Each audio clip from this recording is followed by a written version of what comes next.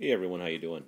I was tagged by BB Mize on this ParaCord thing. The jigs, how we store our stuff, our tools, uh, our different ways of doing things. So anyway, here's all my ParaCord.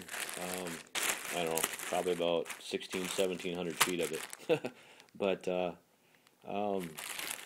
typically store it in Ziploc bags because that way, when it's put in there and you do it right, you just got to pull the end and it's tangle free. Um, John from Intense Angler did this tip on his tip of the week, and it works really well.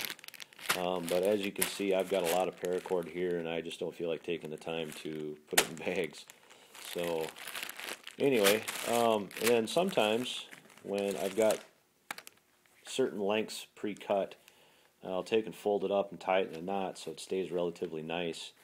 Now, this is for this pouch right here, which brings me to this jig.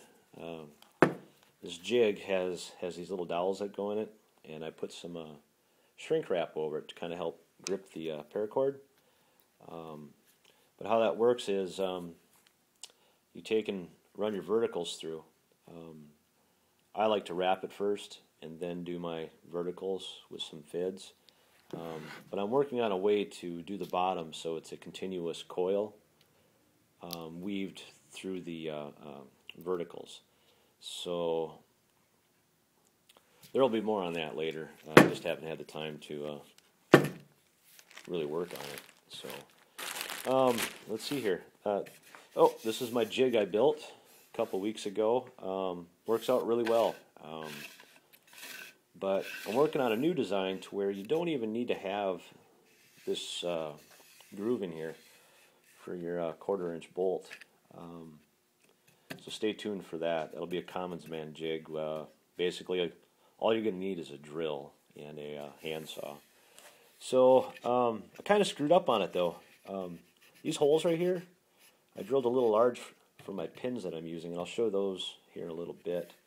But it's a great jig. I can sit down on the couch, put this down between my legs, and it sits up at an angle, and I can sit there and do bracelets and key fobs and things all night. So, all right.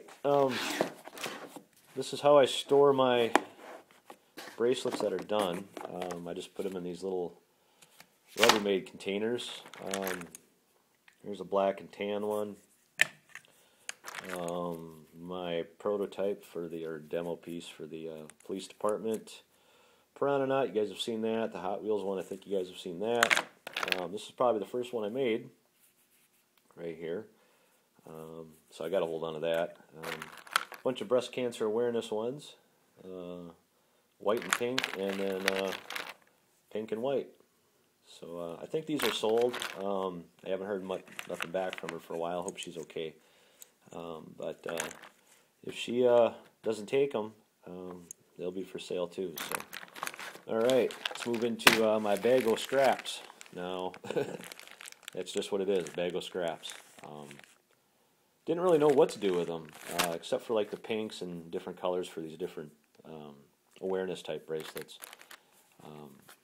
But after watching BB's video on little paracord buddies, I think I'm going to start making some of those. And there's some large enough pieces in here where I can use them for key fobs and different things like that. So that's good. All right, let's get into my tools and stuff. Big bag of beads. Just picked these up from Walmart the other day, so those will be welcomed. And here's some more beads. Now, I picked these up from a craft store up in Rice Lake. The holes were a little small, so I had to re-drill them with a 3/16 bit. So, variations. Here's something I found at a garage sale, these little hook and loops. I was thinking that these might work really well for Type 1 paracord and various other projects. So 50 cents for a bag full, and you can tell they're pretty old. 15 cents for a pack of those, so these are probably from like the, I don't know, 50s. Oh, here's my nails that I use for my pins on my jig. They're the metal trim nails. They work, just I drilled those holes a little large, so I'll have to redo some of that, I guess. Hemostats. These things rock, guys. I like these so much better than needle nose.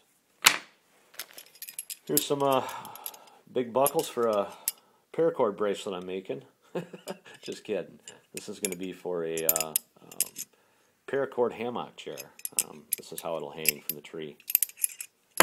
Let's see here. My slap rule. These slap rulers are really nice, guys. I think you should pick one up. What I did to mine, I modified it. And if I can get this kind of open here, I'll show you. What I did was I notched the end down there so it matched right up with 0. That way when it wraps around the wrist, all you got to do is hold it, hold the bottom part, mark it with your finger, pull it off the wrist, and you got an exact measurement. Let's see here. Oh, that was a project. These, I can't believe this. I found this at a garage sale too. Now, back in the 70s and the 80s, they had like these screen-type carpet things you could make with different colored threads. And you'd put it through, hook it, and pull it out. So I found this to be pretty useful in some applications. So something to think about. Let's see here. Scissors.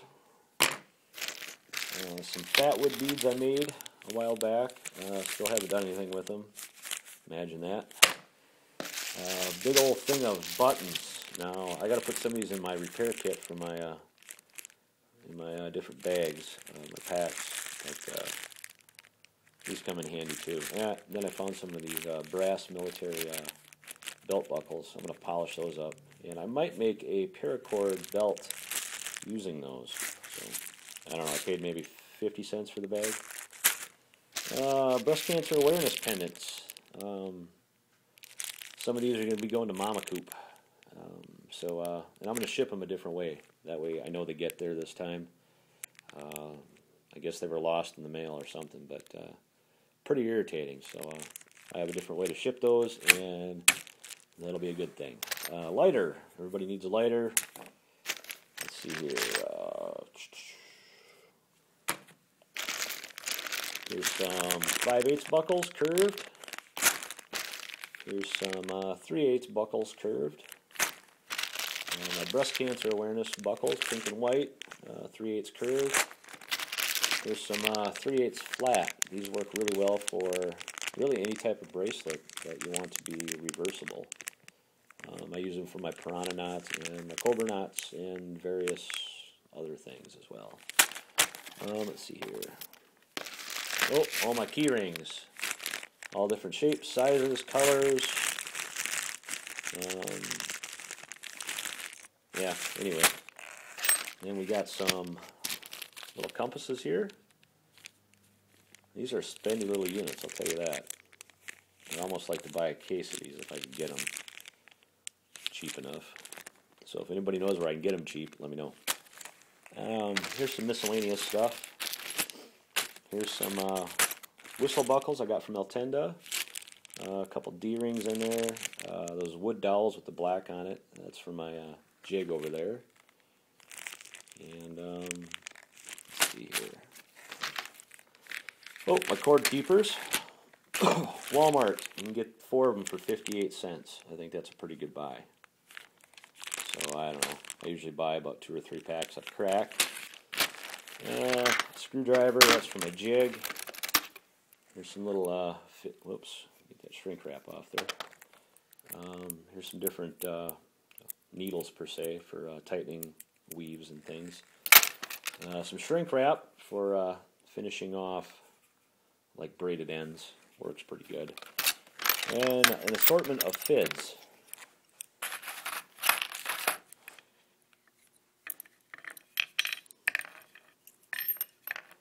This is a 6-inch curved one, 3-inch with a 45. Just made that one today, actually. Here's one that was made out of a knitting needle. Too small, though. Works pretty good for a smaller cord like Type 1. And a couple straight ones. So, what else we got? Oh, Marlin spike. So, there you go, guys. Thanks for watching. Let me know what you think. And I don't know who to tag yet, but I'll put their links down below. All right. Bye-bye.